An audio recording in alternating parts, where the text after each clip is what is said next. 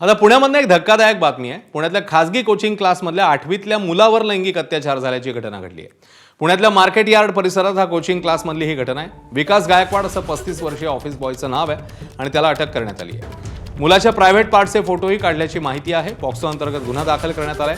8वीतला मुलगा market yard परिसरात असलेल्या कोचिंग क्लासमध्ये शिक्षण घेत होता। तिकडची ही घटना समोर येते आहे।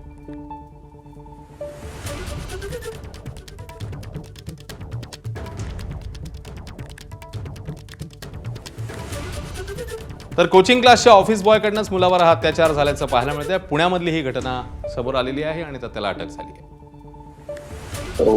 त्या मुलाचे वडील हे त्या क्लासमध्ये चौकशीसाठी गेलेले होते। तेव्हाच त्या ऑफिस बॉय बाबत त्यांना संशय आला। तिथूनच त्यांनी 112ला मार्केट यार्ड पोलीस स्टेशनला कळवलं गेलं।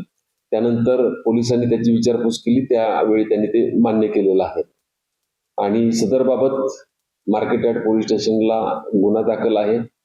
संबंधित आरोपी जो आहे तो आरोपीला आम्ही ताब्यात घेतलेला आहे। सध्या तो पोलीस कस्टडीमध्ये आहे।